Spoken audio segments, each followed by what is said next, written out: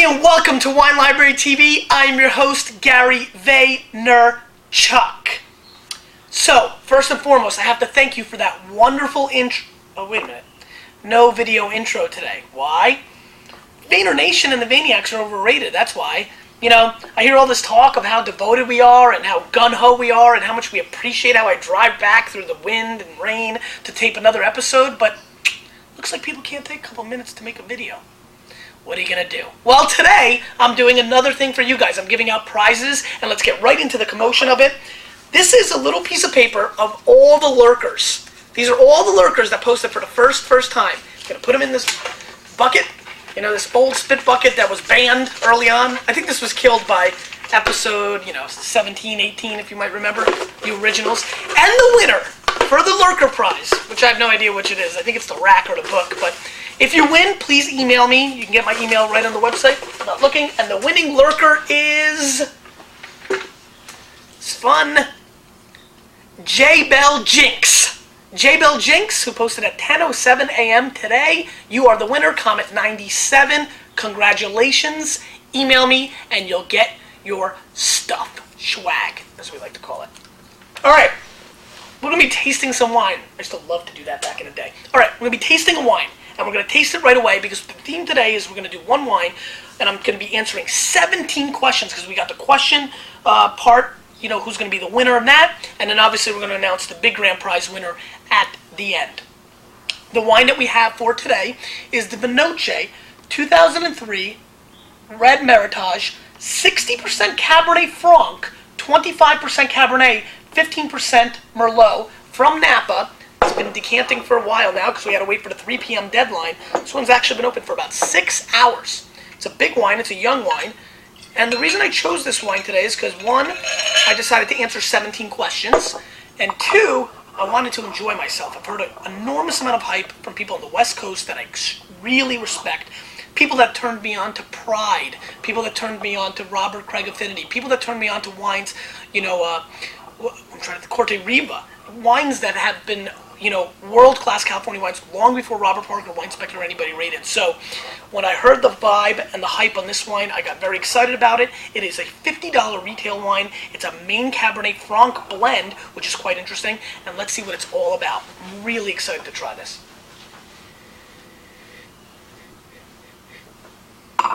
Big nose. Getting a really nice...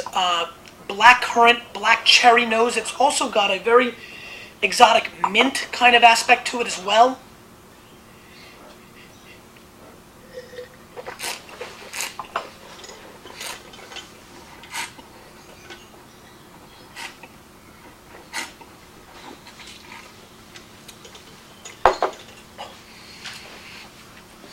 This wine is a monster. 14.4 alcohol. Very full-bodied, very luscious. It's making me tear a little bit because it's such a massive bottle of wine. Tons of flavor, coats your entire palate, but extremely tight and very young and really difficult to drink now. I mean, this is after 6 hours of decanting. This is a wine for people that are going to put it away for 4 to 6 years for sure.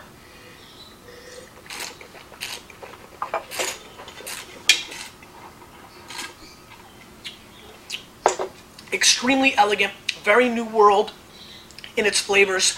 Just a massive amount of almost like a hickory wood as well flavor on the finish. Big wine, again, getting a lot of cherries on the finish. I like this finish quite a bit. I'm going to score this wine 92 to 94 points. And the reason I have to give the range on this one is because it's so young. And it's so tough to see where this is going. There's so much tannins and so much alcohol that I really like to see it evolve a little bit more. This is really and we drink so much young wine on Wine Library TV, but this wine is acting extremely young, especially considering that it's been open for 6 hours. So I really do enjoy it. It is definitely a little hot right now.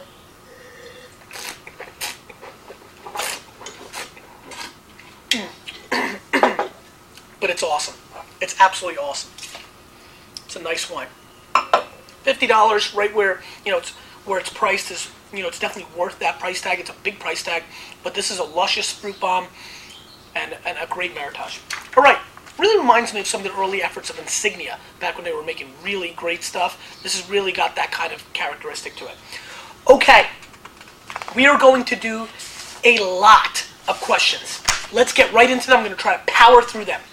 Mark MC says, how many Point Chaser calls or emails have you gotten this week? Mark, I guess the reason you're saying that is because the new Parker came out. There's a lot of 95 to 100 point scored wines. Mark, we get at least 100 requests for 95 to 100 point Robert Parker and Wine Spectator wines every day.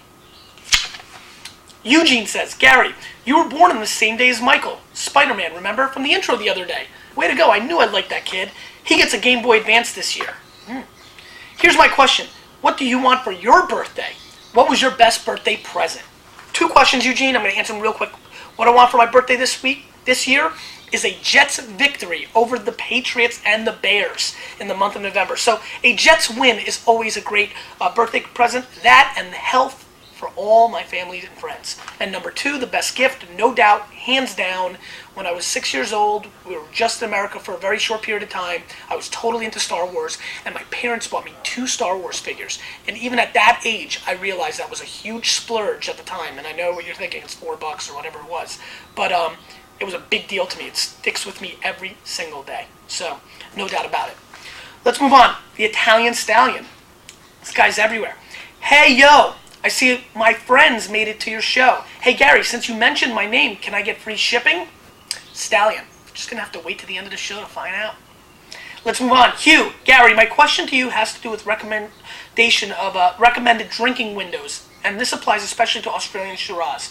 Why are Robert Parker and reviewers for Wine Spectator so different in their maturity projections and recommendations for when to drink a specific wine, or particular, Sometimes the opinions are so different. I'm sure you notice this all the time. I'd like to hear what your take on this is, even if I don't win the prize. Hugh, you did not win the prize. But you asked a phenomenal question. They're guesses, they're ranges, wine is such a non-perfect science and everybody wants to make it a perfect science, and that's what kind of makes it so interesting. So the ranges are really based on what those people's, opinions are. They're just opinions, and, I'll tell you this, everybody underprojects, because so many of these wines can last 20, 30 years easy, especially in Bordeaux and some of the complex California cabs. A lot of people say the New World cold wines won't last. Well, so far I'm drinking some 92 cold wines that are babies, and we're 14, vintages away. So, the reality is that people underproject, and probably to induce maybe people to drink them sooner, so people don't have these huge cellars and they buy more wine. I mean, there's a lot of reasons for it, but ultimately, they're just ranges. I'm a big fan of, if you like the way the wine tastes right now, don't risk it, drink it. All right, let's move on. Lynn, but what I really want to know is this. Gary, it's your birthday in 13 days. If you could have one and only one bottle of wine with your birthday, what would that bottle be? Lynn, I guess the bottle of wine would be 47 Cheval Blanc. Still one of my favorite wines of all time. Steve Berlin, if you remember from that special tribute episode, shared that bottle with me once. It is still the profound wine that made me understand that wine is definitely has different price points and has different reasonings for being valued the way it is. To think that that wine was, 40 plus years at the time and drinking the way it did and showing all the different flavors was mind-boggling. So probably that 47 Cheval.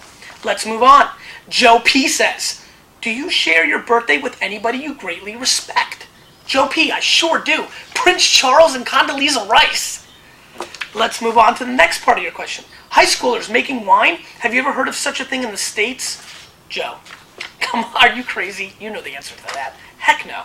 Let's move on. Matthew from Barossa says, GB, great show. Love the Aussie content of your show. As most of the other wines you review, we just can't get down here.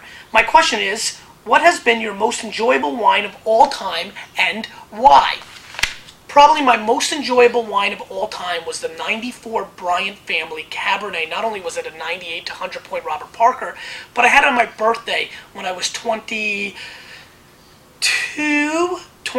When I turned 23, I was finally home for good from college, and I went out with my parents, and, it just was homey. I just said I was ready to start. The wine library trail. I just always remember that birthday and that wine because it was all just starting and I was excited about it, and it just has stuck with me. So that is the answer to that. Let's move on. Greg S. says, Gary, for you right now, which that you have tried from the store has the best QPR and wine, quality price ratio? Easy, the Vitae Chianti Classico. And why? Because I'm a jerk. Let's move on. Denise says, Gary, what would you recommend as a fantastic first date wine for the following meal? Denise, I like your style. I plan on making a spinach with spinach and feta cheese souffle with a side of bib lettuce, fresh herb salad, and a light shallot vinaigrette. That sounds like a nice meal. Champagne. I would definitely go with a very, very crisp champagne. You know I like the bubblies. It would go tremendous with this dish. Absolutely.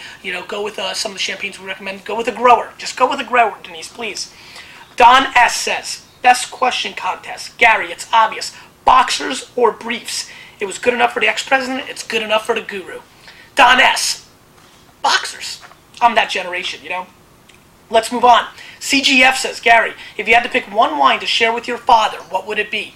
I've got that wine, CGF. It's downstairs, locked up. 53 Lafite. It's the year he was born. Let's move on. I know, you're stunned how young my dad is.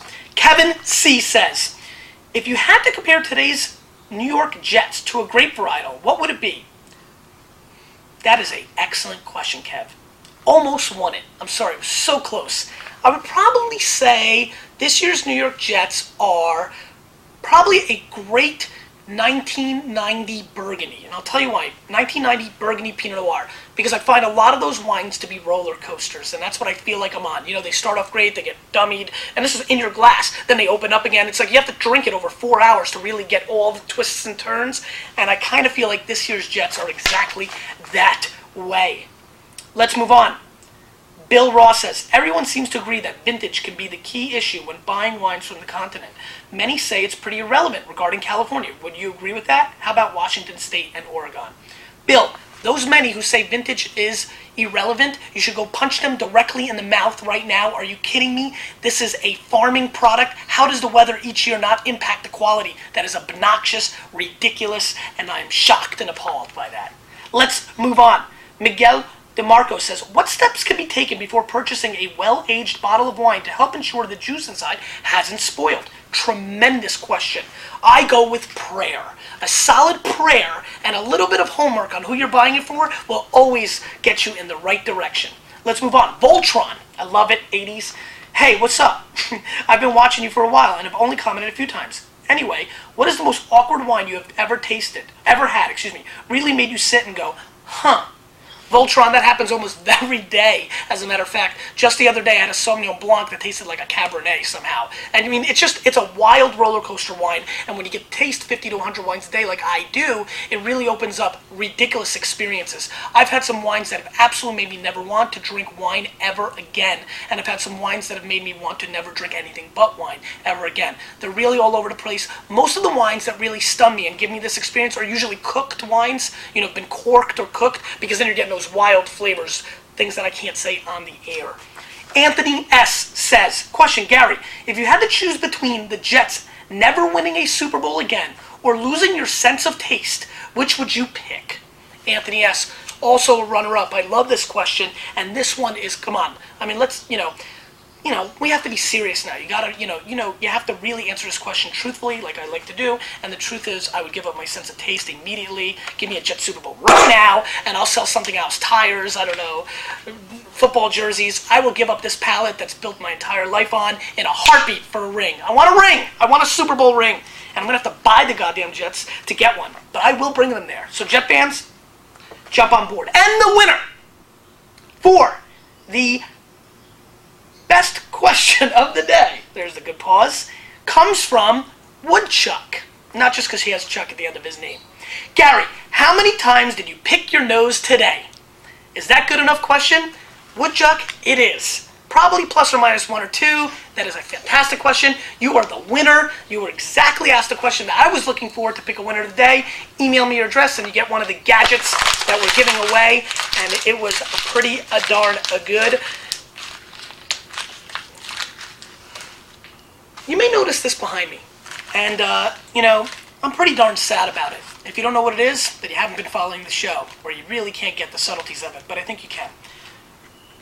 When somebody is retired, whether it's been in sports, TV, business, family, who is the person that you were most devastated retired?